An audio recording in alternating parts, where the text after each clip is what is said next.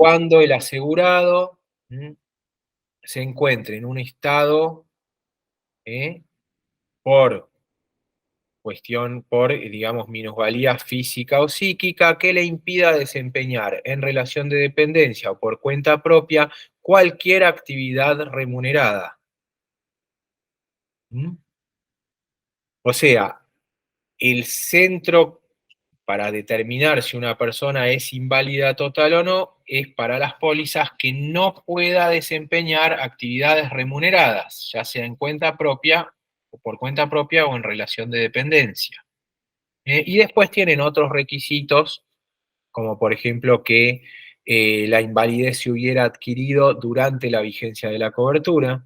Esto obviamente es necesario porque el artículo 3 de la Ley de Seguros nos dice que es nulo un seguro sobre un riesgo ya ocurrido. Entonces, esto es, lógicamente, tiene que generarse la invalidez total durante la vigencia de la cobertura. Normalmente antes de que el asegurado cumpla los 65 años de edad. Esto es una limitación objetiva que tiene la cláusula porque después se considera que después de los 65 años de edad ya la invalidez se va generalizando por cuestiones de edad y deterioro físico, entonces cuestiones naturales que hacen que sea imposible asegurarla, ¿no?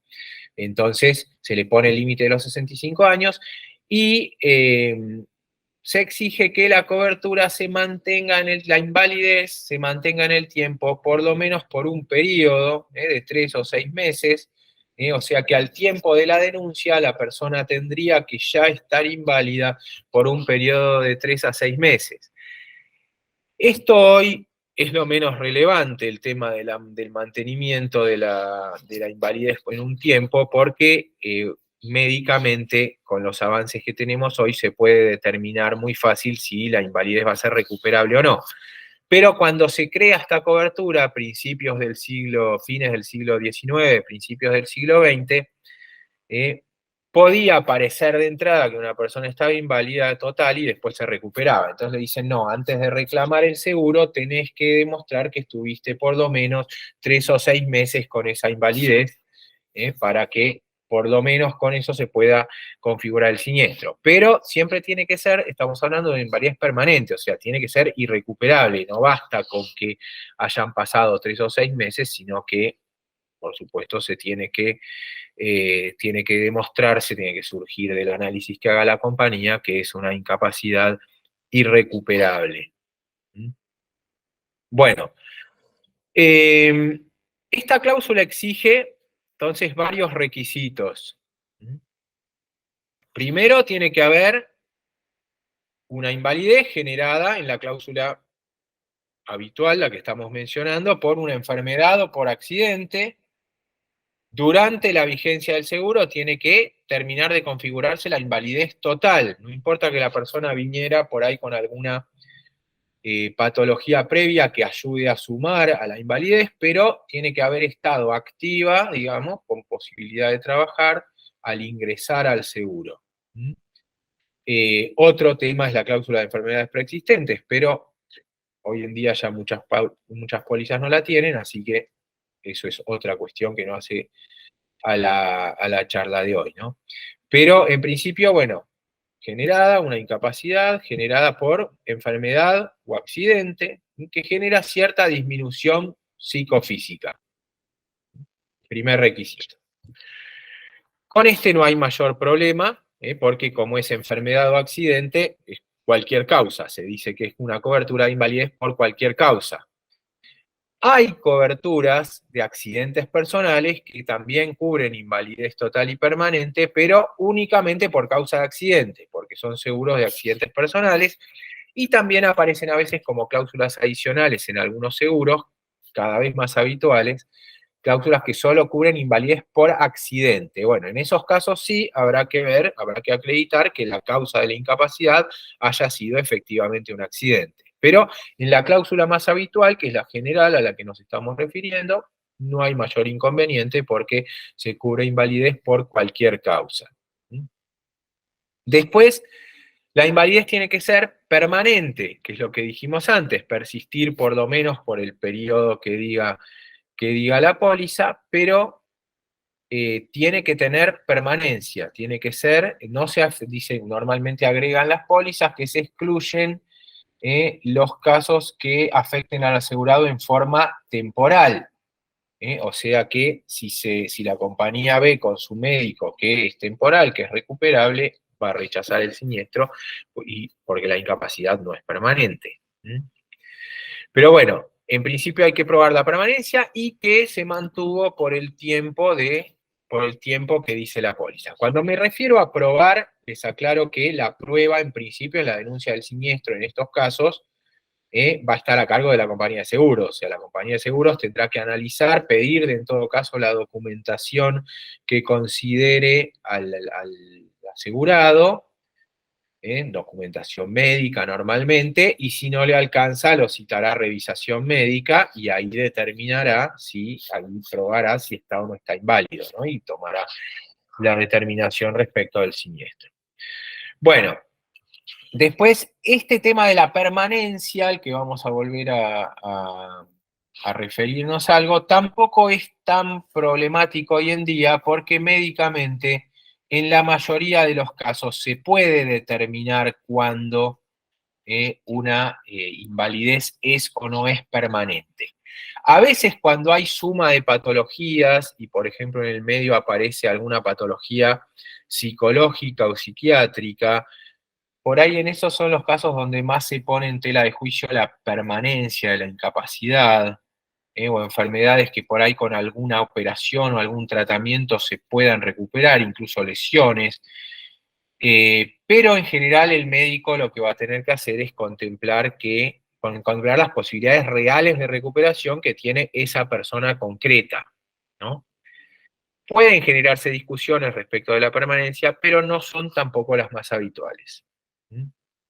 Después, el inicio de la invalidez durante la vigencia del seguro y antes de que el asegurado cumpla la edad límite, que por lo general son los 65 años de edad o hasta los 65, o sea que sería hasta cumplir los 66, depende de la redacción de la póliza.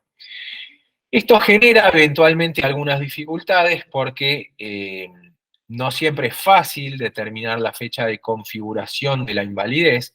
Hay pólizas que están exigiendo un dictamen de invalidez, un dictamen previsional de invalidez, pero tampoco es lo más habitual y también ha sido cuestionada la legitimidad de que las pólizas exijan un dictamen por invalidez, porque una persona que, por ejemplo, no trabaja en relación de dependencia no va a conseguir un dictamen por invalidez.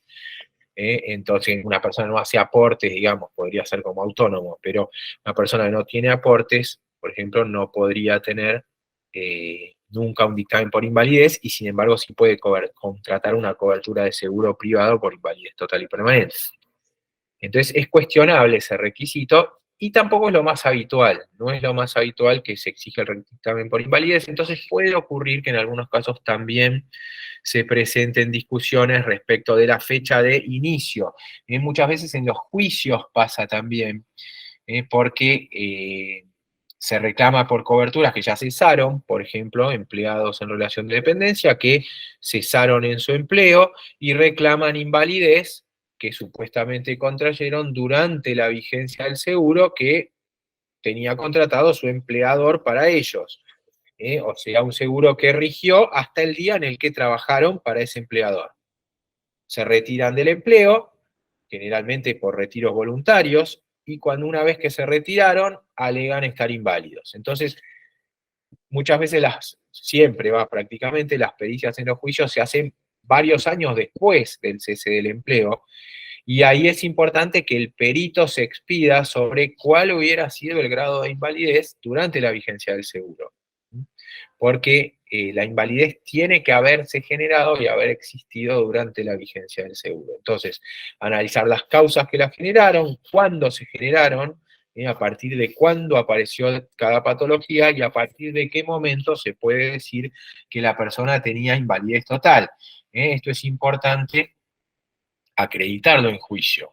No es fácil muchas veces. Si no hay pruebas acabadas, bueno, el juez tendrá que fallar igual en base a los antecedentes que haya, pero lo ideal es que el perito médico se expida al respecto y que diga, bueno, a tal fecha, presumiblemente sí ya estaba inválido en forma total o no estaba inválido en forma total. Bueno, pero en general todo esto todos estos son los problemas menores. El gran problema acá es determinar cuándo la incapacidad es total. Ese es el gran problema hoy en día, que no fue el problema original de la cobertura. Como les contaba hace un rato, la cobertura, cuando empezó esta cobertura, la ciencia médica no estaba tan avanzada y el tema de la permanencia de la invalidez era por ahí lo que más les preocupaba a las compañías de seguros. No vaya a ser que pagaran como invalidez permanente una patología o algo que después se recuperaba. Entonces, por eso las pólizas a lo que más apuntan es a eso, a que no sea una incapacidad que afecte transitoriamente, que haya permanecido por lo menos 6 meses. Hay más requisitos que apuntan a eso en la redacción que a la invalidez total. Sin embargo, hoy en día ese no es el gran problema. Esta cobertura, cuando nace para cubrir el pago de primas de alguna cobertura de fallecimiento.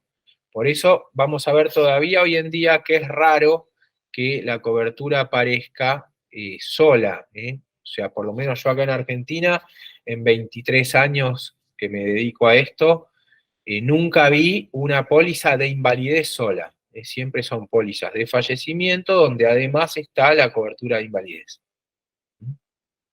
Entonces, por lo general, esto viene de ahí, viene de que era una cobertura que originalmente era para cubrir primas, por eso, primas de un seguro de fallecimiento. Por eso sigue hasta el día de hoy incluso comercializándose junto con los seguros de fallecimiento, pero ya ahora sí con una cobertura independiente. Por lo general, cuando se paga la invalidez, se extingue también la cobertura por fallecimiento, así lo disponen expresamente las pólizas, porque ya no le cubren el fallecimiento al inválido, pues se considera que es una persona con un mayor riesgo de fallecimiento. Pero no necesariamente tiene que ser así, ¿no? Es lo que determinan la mayoría de las pólizas. Bueno, entonces el gran problema que tiene hoy esta cobertura es el carácter total de la invalidez. Bueno, cuando una invalidez es total, es una cuestión que ha dado lugar a debates desde más o menos los años 30 en los Estados Unidos. Las compañías en principio lo que pretendieron fue sostener la interpretación literal de la póliza, o sea que una persona está inválida en forma total cuando se encuentra totalmente impedida de realizar actividades remuneradas, ya sea en relación de dependencia o por cuenta propia, totalmente impedida de realizar actividades remuneradas. Ahora, cuando una persona está totalmente impedida de realizar actividades remuneradas es la cuestión. Yo recién les mencioné el caso de Stephen Hawking, que era un cuadripléjico, una persona con esclerosis múltiple, y que sin embargo realizaba actividades remuneradas y ganaba más dinero que posiblemente todos los que estamos acá presentes. Mucho más dinero que todos los que estamos aquí presentes. Esa persona, de acuerdo a la definición de la póliza, no estaba inválida, porque podía, y de hecho realizaba actividades remuneradas. Gustavo Cerati, cuando estaba en coma, antes de fallecer, el músico argentino, cada día más que vivía era un día más de cobro de derechos de autor, de derecho de intérprete. Los derechos se extinguen a partir del plazo de extinción, empieza a correr a partir del fallecimiento de la persona. Entonces también ahí teníamos una persona en coma que, es discutible la palabra actividad con alguien que está en coma, pero que obtenía remuneraciones. O sea, también podría llegar a ser considerado que no estaba inválido de acuerdo a la interpretación literal de la póliza. Y además, como la póliza está hablando en potencial, no está hablando de que efectivamente ejerza actividades remuneradas, sino de que pueda ejercer actividades remuneradas. Viendo estos ejemplos que les mencioné, podríamos decir que cualquier persona que está viva tiene cierta posibilidad, alguna posibilidad, aunque sea remota, de ejercer alguna actividad remunerada. ¿Mm? Tal vez un cuadripléjico o que no tenga un cerebro muy especial como el de Stephen Hawking o una persona que está en estado vegetativo que no tenga derechos de autor como tenía Cerati o algo por el estilo, podría la compañía de seguros decir, bueno, este sí está impedido de ejercer actividades remuneradas, pero todos los demás, interpretando literalmente la póliza, conservan una capacidad residual. O sea, cualquier otra persona, por más disminución física que tenga, conserva alguna capacidad residual, o sea que, de acuerdo a la interpretación literal de la póliza, no se encontraría totalmente impedida de realizar cualquier actividad remunerada, ya sea por cuenta propia o en relación de dependencia. Y si vamos a las leyes que favorecen la inserción de discapacitados, por ejemplo, en mi estudio hemos contratado gente que tenía cierta discapacidad, con fundamento en una ley, que le da incluso al empleador ciertos beneficios y favorece la inclusión de personas discapacitadas. Bueno, en ese caso tenemos una persona que va a estar ejerciendo, que tiene aún más posibilidades de ejercer actividades remuneradas, ¿sí? A pesar de tener las disminuciones que tenga. Hace 40, 50 años, una persona con síndrome de Down se consideraba, por ejemplo, sin más, que era una persona inválida en forma total y permanente. Sin embargo, hoy en día claramente no lo es porque ejercen actividades remuneradas. Bueno, entonces, es el sentido literal de la póliza, la interpretación literal de la póliza, podía llevar a interpretaciones que prácticamente no cubrieran ningún riesgo, lo cual llevó a los jueces, primero de Estados Unidos, allá por los años 30, y muchos años después de nuestro país, a sostener que no podía utilizarse esa interpretación, porque era una interpretación que desnaturalizaba la cobertura, porque llevaba a que prácticamente no se cubriera la invalidez en ningún caso. La contrapartida de esa cobertura es la llamada doctrina de la invalidez social o de ganancias, muy arraigada en el ámbito previsional de nuestro país, que entiende que una persona está inválida cuando no puede continuar ejerciendo sus tareas, las tareas que acostumbraba a realizar, las tareas remuneradas que acostumbraba a realizar. Este sería el otro extremo de la postura de la interpretación literal de la que hablábamos antes. Ahora, ¿qué pasa con esta de la incapacidad social y de ganancias? Yo he tenido, por ejemplo, planteos de invalidez de una persona que era una chica que era modelo y que había sufrido una lesión en el rostro. Entonces no podía seguir trabajando como modelo. No podía continuar ejerciendo las tareas que acostumbraba a realizar. Pero era una chica joven, con buen nivel educativo, que podía hacer muchas otras cosas. No estaba inválida, no era una persona que mereciera realmente, que necesitara una cobertura de invalidez. Sin embargo, por aplicación de la doctrina de la invalidez social y de ganancias, sería un inválido total, porque ya no va a poder ejercer las tareas que acostumbraba. Otro caso que tuve, un piloto de avión que sufre, piloto de avión joven, 20 cortos, que sufre un accidente a raíz del cual pierde un oído. Y con esa pérdida de oído ya no podía continuar trabajando como piloto de aerolíneas como trabajaba, como piloto de una aerolínea como él trabajaba. Entonces, esa persona, para la doctrina de la invalidez social y de ganancias, también sería un inválido total. Sin embargo, era un chico de 20 y pico de años que hablaba 3 idiomas con capacidad laboral para hacer muchísimas otras cosas. Otra vez tenemos que el extremo nos lleva a soluciones que no son las deseadas.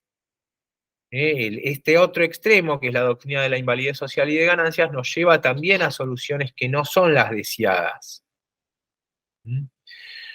Bueno, ¿qué es lo que debería ocurrir desde mi punto de vista con la cobertura de invalidez? Lo que debería ocurrir es aplicar alguna pauta objetiva que permita determinar cuándo la invalidez es total y cuándo no. En nuestra ley hay una parte, en nuestra legislación hay una pauta objetiva, que es la ley 24241, la vieja ley de AFJP, que determina que la invalidez se presume total cuando una persona sufre una disminución de su capacidad laboral, de su total obrera, superior al 66%. Esta pauta del 66% es una pauta generalizada que la vamos a ver en muchos países, incluso en documentos internacionales de la Organización Mundial de la Salud, de la Organización Internacional del Trabajo. Y es una pauta que viene también en nuestro país con una tradición previsional de muchos años atrás, muy anterior a la ley 24241, ya se venía aplicando esta pauta, y nos da un parámetro objetivo para de alguna manera determinar cuándo podemos considerar que la invalidez es total o no, sin caer en ninguno de los dos extremos, sin caer en que una persona, porque no puede continuar con su actividad habitual, esté inválida, o con que una persona tenga que estar en coma para estar inválida, prácticamente muerta para estar inválida, ¿no? La otra pata de esto es la de las pautas, son las pautas de determinación de la incapacidad, que también con eso es necesario que nos pongamos de acuerdo en cuáles van a ser las pautas, el baremo que se va a aplicar para establecer el grado de incapacidad. Lo ideal sería que las mismas pólizas contengan un baremo, por supuesto, aprobado y controlado por la Superintendencia de Seguros, pero si no, tenemos el baremo general, por ejemplo, del régimen, mientras no hay una pauta, del régimen de AFJP, donde es una invalidez similar a la que cubren los seguros, una invalidez que genera jubilación, o sea, invalidez general, total, no necesariamente por accidente, sino que puede ser por enfermedad o accidente, similar a la de las pólizas, y ahí tenemos una pauta legal que podemos aplicar, que es el baremo de AFJP, y la ley 24241, que nos dice que si llega al 66%, se presume que la invalidez es total. Ahora, la ley dice se presume. Se presume quiere decir que puede haber una incapacidad total con un grado menor. Bueno, esto puede ocurrir eventualmente con alguna persona que, como es que realmente tenga, por ejemplo, un nivel educativo muy bajo, una capacidad de reinserción laboral muy, muy limitada, y que toda su vida haya hecho, por ejemplo, trabajo físico, y que entonces sí, encontrándose educación física, tal vez no pueda reinsertarse en otras tareas a pesar de no tener el 66% de incapacidad. Bueno, estos son casos que también se pueden analizar, también se pueden contemplar, pero tienen que ser excepcionales, no es lo normal. O sea, es importante para los seguros que haya algún tipo de pauta objetiva que nos permita, que las aseguradoras puedan hacer el cálculo del riesgo, puedan determinar una prima correcta, que no tengamos después de las compañías en liquidación por pagar los seguros, que puedan seguir cubriéndose el riesgo, y que también el asegurado tenga la pauta correcta y pueda saber cuándo está y cuándo no está inválido, y que no se llenen, como pasa ahora, los tribunales de juicios de reclamos de invalidez, que son hoy en día súper, súper litigiosos. Hay provincias donde sacan una ley de retiro voluntario de empleados públicos, se retiran 200 personas y las 200 personas inician reclamos por invalidez, a las 200 personas la compañía se los reclaman y son 200 juicios juntos en la justicia. O sea, ese tipo de avalanchas judiciales se evitarían si hay una pauta objetiva que permita para ambas partes saber cuándo está configurado el riesgo y cuándo no está configurado el riesgo. Pero bueno, hoy en día lo que está ocurriendo en los tribunales es que los jueces terminan guiándose por lo que dicen los peritos. Toman el porcentaje, pero también lo que menciona el perito. O sea, si al perito se le pregunta concretamente si la persona puede o no puede continuar ejerciendo tareas remuneradas, muchas veces para el juez es más importante aún que el porcentaje.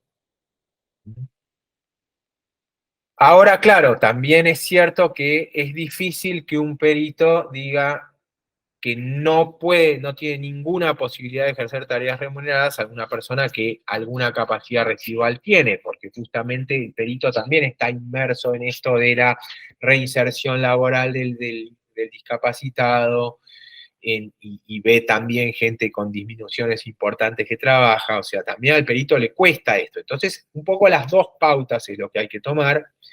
El porcentaje que, de acuerdo a nuestra ley, nos dice que se presume que hay una incapacidad total, que es el 66%, y también las posibilidades de reinserción laboral que menciona el perito. O sea, es importante en los juicios preguntarle al perito las dos cosas, ¿no? No solo el porcentaje de incapacidad, sino también si puede continuar ejerciendo tareas remuneradas o no. Y siempre acuérdense a la fecha en la que tenía cobertura, ¿no? Esto es importante también, porque sobre todo las patologías que tiene la gente grande, por lo general son degenerativas y siguen avanzando con el correr de los años. Entonces, el grado de incapacidad que tenía durante la vigencia del seguro era menor. Casi siempre era menor. Entonces, hay que tener en cuenta también eso. Bueno, entonces, ni la interpretación literal ni la doctrina de la invalidez social y de ganancias son las que, entiendo, dan la solución justa al tema, sino que lo que hay que tratar de buscar es una pauta lo más objetiva posible, como por ejemplo la que tiene el sistema de la ley 24241, que podrá tener alguna excepción en el caso que efectivamente se pruebe que una persona realmente no puede continuar ejerciendo tareas remuneradas, pero que tenga por lo menos una base objetiva y que las excepciones sean las menos posibles, ¿no? Para que esta cobertura pueda seguir funcionando. Hago una aclaración acá, el baremo de la ley de AFJP tiene algo mal, que es el tema de la regulación de los factores complementarios, los llamados factores complementarios, concretamente son la edad, el nivel educativo. Esto, en realidad, estos factores complementarios es importante que sean interpretados correctamente y no como lo hace el baremo, que siempre suma porcentajes. Por ejemplo, una persona es universitario, le suma menos que si tiene nivel de educación primario. En realidad, no debería ser así. Al universitario le tendría que restar porque tiene capacidad de reinserción. Y al que tiene un nivel educativo más bajo no le tiene por qué sumar un puntaje fijo, sino que tendría que evaluarse realmente en función de sus capacidades de inserción, ¿no? No es ideal el baremo que hay actualmente, pero bueno, por eso digo, lo mejor sería que las propias pólizas incluyan algún baremo aprobado por la Superintendencia de Seguros y específico para esta cobertura. Pero ante no tener nada, me parece que es preferible el baremo antes que ir o a la interpretación literal o a la doctrina de la invalidez social o de ganancias.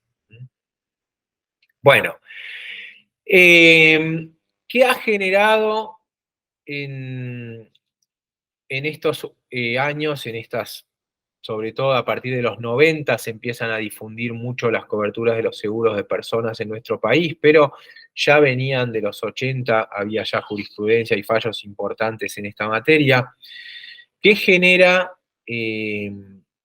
la invalidez social de ganancias, que fue, digamos, la contrapartida de la jurisprudencia a la interpretación literal.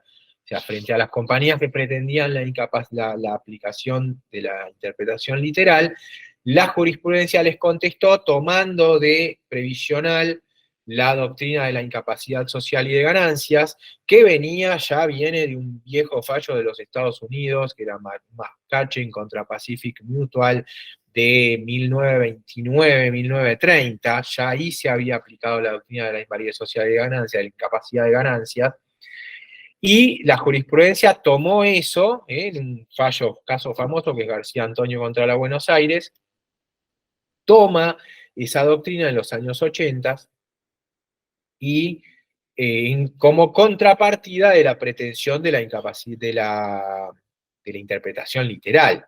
Ahora, si vamos a ir a un extremo, la jurisprudencia nos va a responder con el otro extremo. Entonces, lo que hay que tratar de hacer es tratar de llegar a este criterio objetivo intermedio, ¿no? Esta es una humilde opinión mía, si se quiere, pero después de muchos años trabajando en estas coberturas, creo que por ahí va la solución, y muchos jueces en estos últimos años lo están entendiendo por ahí.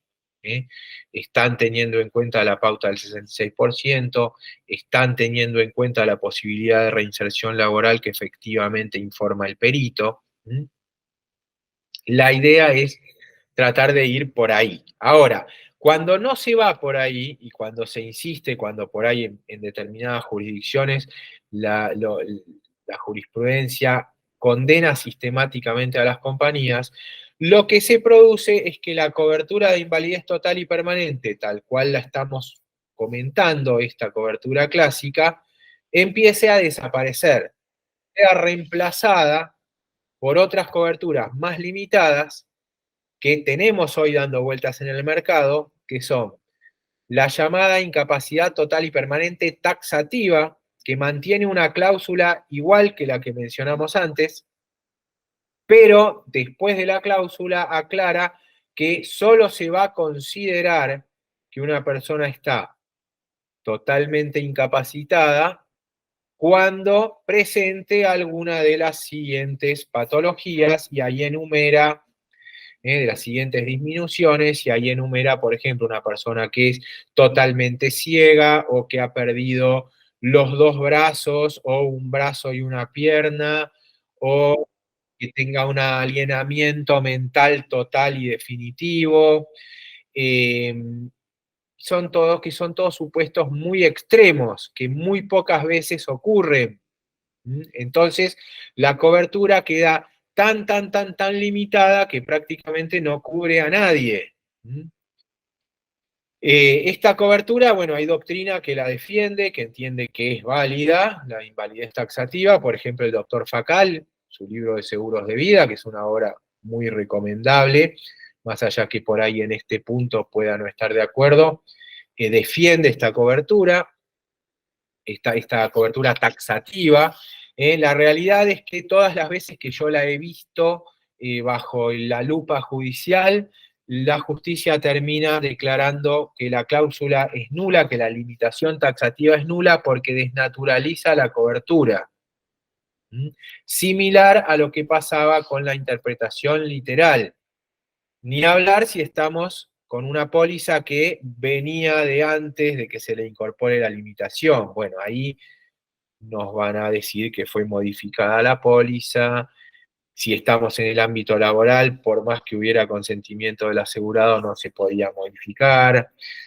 Bueno, en definitiva, la cláusula de invalidez taxativa, todas las veces que la vi llegar a la justicia, la vi caer de manera similar a lo que pasaba con la interpretación literal.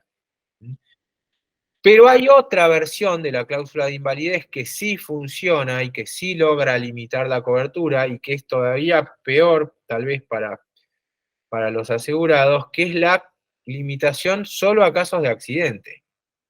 O sea, si seguimos insistiendo con el tema de la interpretación de la aplicación de la doctrina de la invalidez social o de ganancias, a lo que se va a llegar es a que las coberturas no cubran más invalidez total por cualquier causa y que solo la cubran por accidente. Y los casos de invalidez total por accidente son muchísimos menos, son ínfimos al lado de los que se cubren con la invalidez por cualquier causa. Y digamos que la cobertura de accidentes tampoco cubre el fin social de colaborar con la protección de este riesgo de manera general. O sea, va a ayudar en pocos casos, como pasa en los de los accidentes de trabajo, ¿no? Va a ayudar en pocos casos. Entonces, no es ideal tampoco llegar a que quede limitada a ese extremo. Me parece muy preferible lograr una interpretación objetiva de cuándo una persona está inválida y cuándo no, y que podamos seguir con la cobertura de la invalidez por cualquier causa. Ya que podríamos decir la doctrina de la incapacidad psicofísica objetivamente determinada. Esto le puse yo ese nombre en un capítulo que escribí de un libro del doctor Piedecasas el anteaño pasado, pero bueno, me parece que de eso se trata, ¿no? De determinar la incapacidad objetivamente, la incapacidad psicofísica de una manera objetiva que pueda ser corroborada tanto por el asegurado como por la compañía de seguros, de manera que de antemano se pueda saber cuándo una persona va a estar cubierta y cuándo no. No está exento de problemas, por supuesto, el baremo tampoco y esta aplicación objetiva de la invalidez, porque los médicos también son humanos y la medicina no es una ciencia totalmente exacta, ¿no? Puede ser que un médico entienda que la disminución es mayor o menor, que algo es recuperable o no, o sea, siempre hay un margen de discrecionalidad, pero sin duda muchísimo menor que lo que tenemos hoy si no nos ponemos ni siquiera de acuerdo que cómo es que es invalidez total, ¿no? La ley 24241, concretamente, que es, digamos, lo que estoy proponiendo, dispone que tienen derecho al retiro por invalidez, en ese caso, acá sería el seguro por invalidez, los afiliados que se incapacitan física o intelectualmente en forma total por cualquier causa, y se presume que la incapacidad es total cuando la invalidez produzca en su capacidad laborativa una disminución del 66% o más. Y después agrega expresamente, porque parecía que esto no era suficiente, que se excluyen las invalideces sociales o de ganancia. Y acá vamos a agregar un problema más de la invalidez social y de ganancia, que es el desempleo y el cambio tecnológico, de la mano los dos, muchas veces. Hay que tener cuidado con no confundir la cobertura de invalidez con la cobertura de desempleo, más en un país con un índice de desempleo altísimo como es el nuestro desde los años 90 para acá. O sea, muchas veces puede ocurrir que una persona no se pueda reinsertar laboralmente teniendo una pequeña discapacidad, pero porque hay muy pocos puestos para muchísima gente. Entonces el empleador va a elegir, obviamente, a quienes están con mayor capacidad. Al minusválido, al que tiene una disminución, no lo va a elegir. Ahora, con eso hay que tener cuidado también, porque acá no hay que mezclar lo que es una coyuntura de desempleo con la cobertura de invalidez. Objetivamente tenemos que determinar, de acuerdo al baremo, que la persona se encuentra inválida en forma total, con algún porcentaje independientemente de la capacidad efectiva que tenga después de trabajar, que puede deberse, como les digo, que no pueda trabajar puede deberse a una situación general de desempleo o incluso al cambios tecnológicos, como ocurrió, por ejemplo, con los telegrafistas, que desapareció el telégrafo y se quedaron todos sin trabajo, ¿no? Esto tampoco es porque estén incapaces, no pueden continuar trabajando de lo que trabajaban, pero no porque están incapaces. O sea, hay que tener en cuenta la incapacidad de algún modo objetivo, con algún baremo, que nos pongamos de acuerdo, que se aplique, tengamos una pauta objetiva. Y podrá haber excepciones, pero las excepciones teniendo en cuenta que realmente sea por la invalidez que la persona no pueda trabajar y no por un tema de coyuntura laboral, de desempleo, de cambio tecnológico y cuestiones por el estilo. Bueno, Esto es lo que respecta entonces a la cuestión más conflictiva, que es el caso, la determinación de cuándo la invalidez es total. Como les dije antes, el tema, las exigencias de que sea por enfermedad o accidente no son mayor problema. En cuando es por cualquier causa, cuando es por enfermedad o accidente la cobertura, no es mayor problema, pero sí cuando es por accidente concretamente, hay que probar que se produjo como consecuencia de un accidente, de un hecho externo, ajeno al asegurado, que impacta violentamente, irresistible. Ahí hay que probar concretamente que fue como consecuencia de un accidente. Pero si no, mayormente no genera inconvenientes. Después el tema de la permanencia de la invalidez con el tiempo, también hoy en día son mínimos los problemas que tiene. Y la ocurrencia de la invalidez hasta determinada edad, eso dependerá de que se pueda probar la fecha efectiva desde la cual la persona estuvo inválida. Cuando hay un dictamen previsional, no hay mayor problema. Si la cobertura estaba vigente a la fecha del dictamen, ahí está todo solucionado. Pero cuando no lo hay o es posterior al cese de la vigencia del seguro, puede llegar a darse algún problema, pero eso se resuelve con la pericia médica, la opinión del médico, y si el médico no lo puede determinar, lo tendrá que determinar el juez en base a las constancias médicas y tendrá que adoptar un criterio. Si no, lo tendrá por no probado. Bueno, esto es lo que respecta a la cláusula de invalidez total y permanente. Total y permanente en su versión original, total y permanente en su versión taxativa, que como les digo fue defenestrada por la justicia. Hasta ahora, por lo menos, yo no he visto ningún fallo que la dé por buena. Y la invalidez total permanente por accidente, que es esta nueva limitación que se está generalizando frente a la doctrina que es demasiado favorable a los asegurados, ¿no? Los extremos nunca son buenos, siempre generan reacciones que no son las deseadas. Entonces hay que tratar de encontrar este equilibrio objetivo. Bueno, además de la cobertura de invalidez total y permanente, tenemos en nuestro medio también coberturas de invalidez parcial. Por lo general, aparecen en el marco de seguros de accidentes personales, pero eventualmente también puede ser que en un seguro que cubre fallecimiento por cualquier causa aparezca una cláusula adicional que sea invalidez por accidente con este esquema, que no es el mismo que vimos antes, que la que yo me refería antes es la misma cobertura de invalidez total y permanente que mencionamos antes, nada más que a la cláusula le sacan la palabra enfermedad, queda por accidente. La cobertura de accidente propiamente dicha es una cobertura que viene expresada más o menos de la siguiente manera. Empieza diciendo que la compañía abonará en caso de que el asegurado sufra una disminución física, psíquica permanente, abonará un porcentaje del capital asegurado conforme a lo establecido normalmente es la cláusula 2, y la cláusula 2 tiene una tabla que es una especie de mini baremo, de pequeño baremo, donde aparecen diferentes tipos de disminuciones físicas y al lado un porcentaje, que es el porcentaje del capital asegurado que se paga de acuerdo a cada una de esas disminuciones.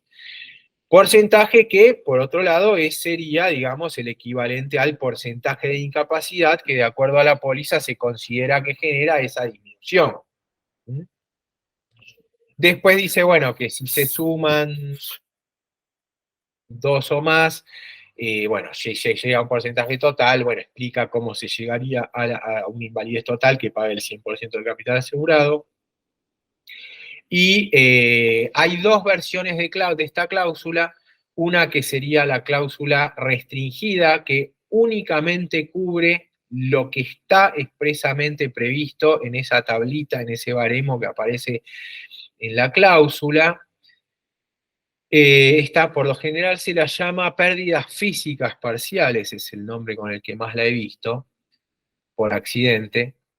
Y después hay otra versión más amplia, que también es muy similar, cuando la ven de entrada parece que es la misma cláusula, pero al final de todo, abajo de la tablita, agrega un párrafo que dice que si el asegurado sufriera alguna disminución que no estuviera entre las contempladas en la tabla, la compañía pagará un porcentaje que se determinará por comparación con los supuestos previstos, o sea que con ese cierre, esa cláusula termina cubriendo en todos los casos que hay una invalidez, pero aunque no esté expresamente previsto en la tabla. Ahora, tanto una como otra son exclusivamente por accidente.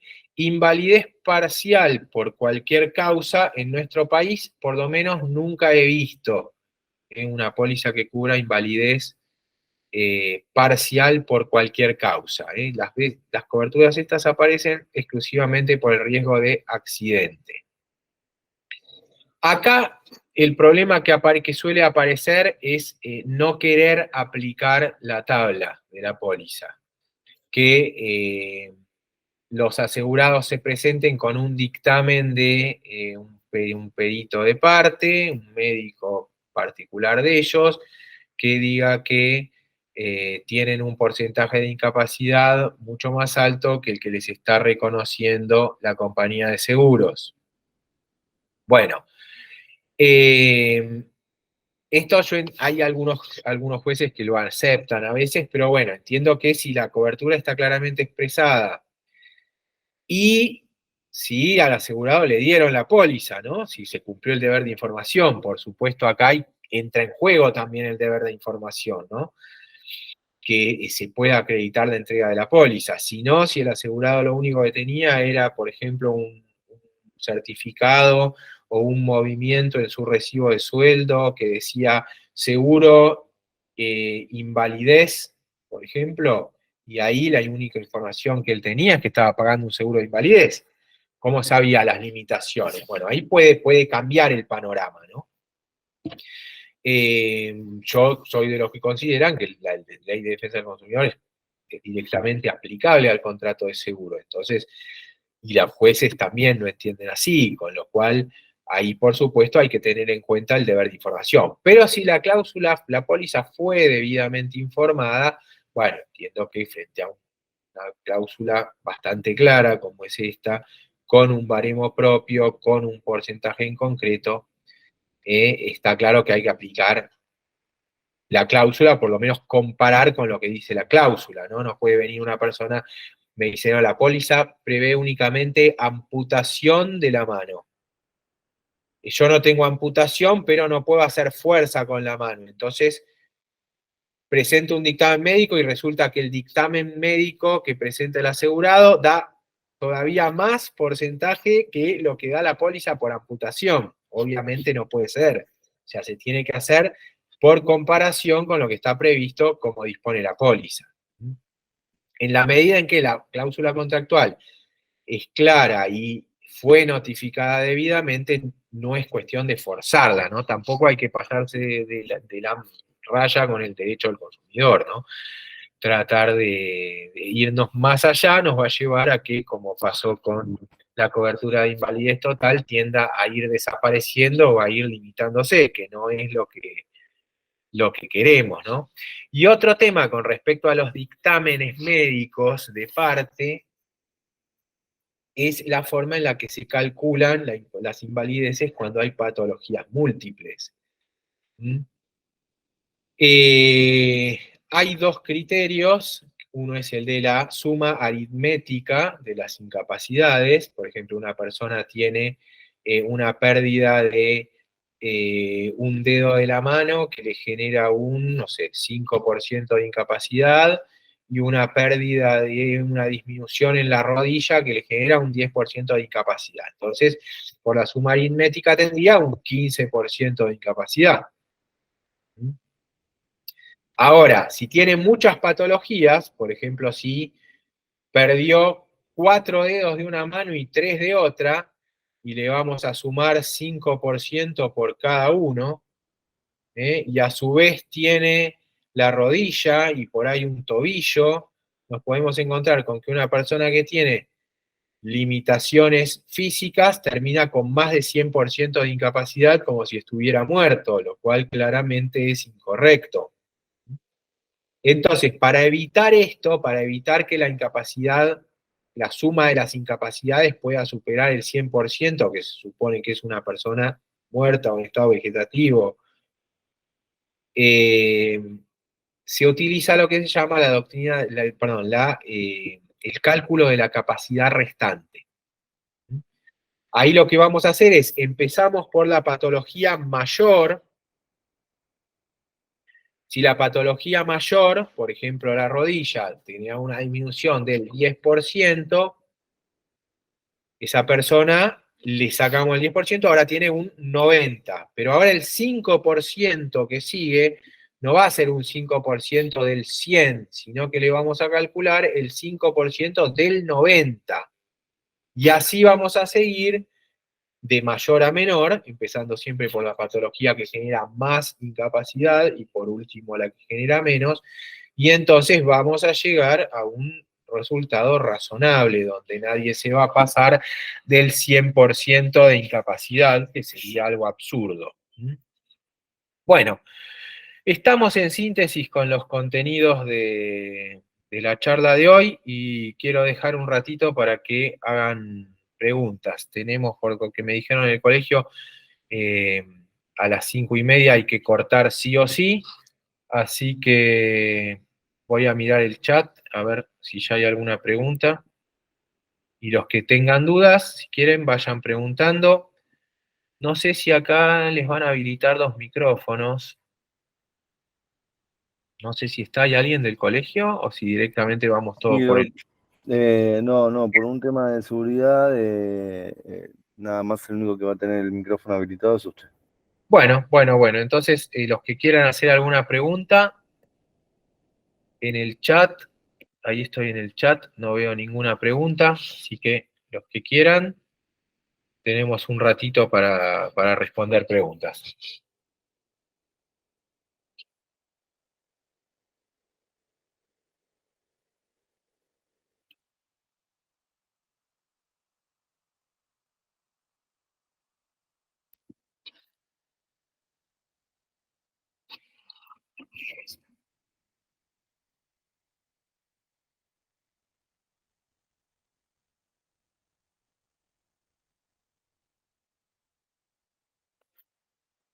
Bueno, mientras tanto aprovecho para saludar ahí a un colega que hace muchos años no veo, pero que le tengo mucho aprecio, Gustavo. Saludos, Gustavo.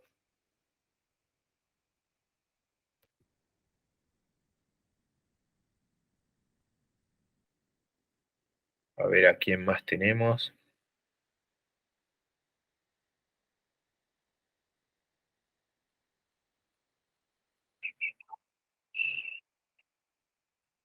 Bueno, gracias. A ver, acá dicen, ¿cómo se determina la suma a cobrar? Bueno, interesante, vamos con eso. Bueno, depende de la póliza. Cada póliza establece capital asegurado, puede tener un capital asegurado fijo o puede tener alguna pauta para determinarlo. Por tu pregunta, estimo que te estás refiriendo a las pólizas de seguro colectivo para empleados, que habitualmente determinan el capital en base a un múltiplo de sueldos. Prevén que el capital asegurado va a ser, por ejemplo, el equivalente a 20 sueldos, 30 sueldos, 24 sueldos. Cada póliza dice la cantidad de sueldos. Bueno, ahí hay también un tema habitualmente, un tema conflictivo, está buena la pregunta, propio de la determinación del capital de esa manera, porque en definitiva el empleador lo que hace es mandarle a la compañía de seguros un listado donde aparecen los sueldos, cuál sería el capital, y en función de eso se pagan las primas. En función de esos capitales que manden el listado el tomador, el empleador, se determina el pago de primas. Entonces, Si después resulta que el sueldo no era ese, o que el empleador venía atrasado, que suele ocurrir con los informes de los sueldos, ahí se genera un problema, porque la compañía de seguros percibió un capital asegurado, percibió una prima por un capital asegurado que es menos que lo que son verdaderamente los sueldos. Bueno, entonces, lo que se agrega en las pólizas es o una frase que dice que los sueldos van a ser los notificados por el empleador y que recién va a regir el nuevo sueldo después, recién se va a aplicar para el cálculo del nuevo sueldo, después de que sea informado efectivamente por el empleador. No es problema de las compañías de seguros en general esto, sino de los empleadores que no actualizan los sueldos. Sobre todo ahora, por ejemplo, los sueldos cambian todos los meses.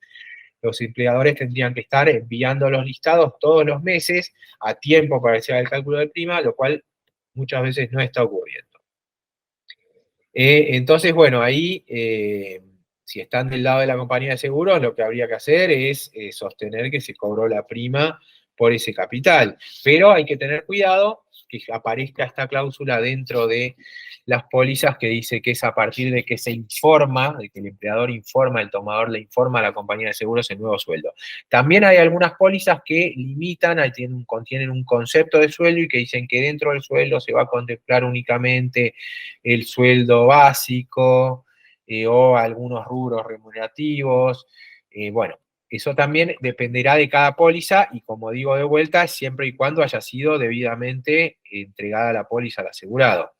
Si no se le entrega la póliza, bueno, el asegurado sabe que son 24 sueldos, porque figura en el recibo de sueldo, son 24 sueldos y nada más. Bueno, ahí tendrán que atenerse a la falta de información. Después, ¿qué más? ¿Se actualiza el momento del cobro? No, no. El tema de la actualización es otro tema que dimos una charla la semana pasada de eso. Ese es otro problema que afecta a todas las obligaciones dinerarias hoy en día. La actualización monetaria no está prevista en las pólizas y legalmente, salvo para las cuestiones puntuales que fue autorizada por ley, como por ejemplo para los contratos de alquiler, para el general de los contratos, incluyendo estos contratos de seguros de personas, sigue prohibida por los artículos 7 y 10 de la vieja ley de convertibilidad. O sea, hoy sigue prohibida la actualización monetaria, con lo cual no se actualiza. Dentro de todo, las compañías de seguros de vida no son tan lentas para pagar como las compañías de seguros de daños. El seguro de vida, teóricamente, si no hay ninguna objeción, dentro de los 15 días se tiene que pagar. Por supuesto, dependiendo de que el asegurado también presente la información que se le solicita, la documentación que se le solicita. Pero bueno, este es un problema general en todas las obligaciones. Obviamente el trámite de reclamo del siniestro lleva un tiempo. Y en la medida en la que siga prohibida y no esté contemplada la actualización monetaria, vamos a seguir teniendo este problema.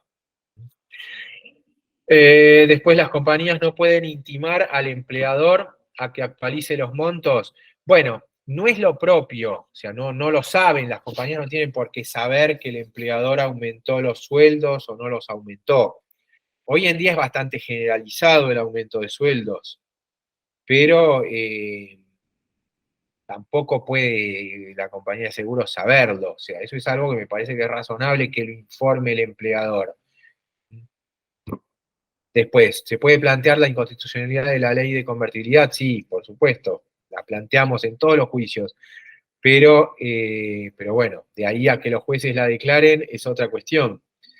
Hace poco Picasso en una conferencia, después de la conferencia, en realidad off the record, me dijo ya vamos a declarar la inconstitucionalidad, pero bueno, todavía estamos esperando que algún día se la empiece a declarar, pues la verdad que ya va claramente en contra de la realidad, ¿no? Está afectando sin duda el derecho de propiedad de los acreedores. Pues se puede decir o plantear como práctica abusiva el tema de solo considerar el sueldo básico. Y lo que pasa es que el contrato del empleador lo celebra así para pagar menos prima. En los contratos es difícil, ese planteo no lo veo tan claro. O sea, si fue una modificación posterior, si la póliza nació con un concepto amplio, por ejemplo, es una relación laboral larga y hubo una primera póliza donde el concepto era amplio y después se lo limita, bueno, ahí sí podríamos decir que la limitación es una cláusula abusiva eh, y hay que pedir que se la declare nula. Incluso una cláusula posterior no informada muchas veces. Pero si es en el contrato original, no lo veo, o sea, está por algo, o sea, es una limitación que puede tener su razón de ser. En definitiva, lo que se está haciendo es determinar cuál va a ser el monto del capital asegurado. También se lo podría determinar de otra manera. No me parece mal, no me parece que sea abusivo en sí mismo que diga que solo se tome el sueldo básico. Después, si en caso de que no se pueda acceder al contacto de la compañía de seguros para facilitarle los datos que se requiere, eso como, no sé, bueno, en qué caso, o sea, la compañía de seguros no te recibe los requisitos o no te cumplen con el pago. Bueno, que la compañía de seguros no quiera recibir la documentación, bueno, ya sería un tema como no querer recibir una denuncia de siniestro. O sea, ya ahí estamos hablando de una compañía que está actuando totalmente de mala fe. Ya habría que mandarle una carta documento para dejar prueba fehaciente de la denuncia, ponerle a disposición toda la documentación por carta documento y bueno, y después si siguen esa actitud habrá que hacerle juicio, reclamarle daños punitivos, reclamarle daños y perjuicios, daño moral, todo, porque bueno, ya sería una situación extrema que una compañía de seguros no se niegue a recibir documentación o denuncias. ¿Alguna pregunta más? ¿Te está pasando esto? Bueno, puede ser, hay compañías que funcionan muy mal, por suerte no son la mayoría, son pocas, pero bueno, a veces pasa. Y bueno, y no quedan otra alternativa que hacer juicio. Yo me acuerdo que tuve conductas irregulares de este tipo con una compañía ya generalizadas, o sea, en varios casos estaba haciendo lo mismo y un tiempo después la compañía entró en liquidación. Espero que no sea el caso de la que te toca a vos, ¿no? Pero hay compañías que a veces empiezan a funcionar muy mal y después es porque estaban haciendo las valijas, resulta. Esperemos que no sea el caso. No es lo habitual. ¿Alguna pregunta más?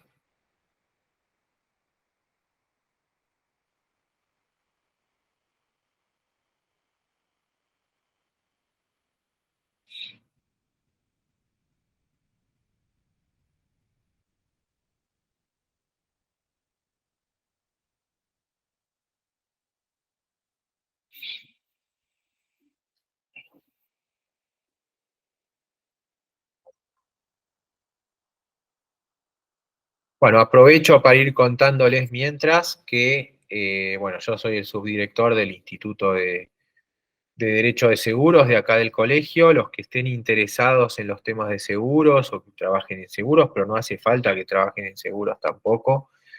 Si les interesa el tema, pueden incorporarse al instituto, tienen que llenar la solicitud en el área de institutos del colegio, se incorporan, nos llega a la lista con todos los que se inscribieron y pueden participar de las reuniones que son los segundos martes de cada mes hasta el mes de noviembre. Diciembre ya no hay reunión, son entre marzo y noviembre, los segundos martes de cada mes en el edificio anexo del Colegio de Abogados, el que está sobre Avenida Corrientes. Así que los que quieran participar, desde ya están invitados a las reuniones del instituto y también ahí, bueno, se enteran de todas las actividades que vamos organizando. Queda todavía una charla mía de acá a fin de año, que creo que es en el mes de noviembre, si a alguien le interesa, sobre seguros de vida individuales.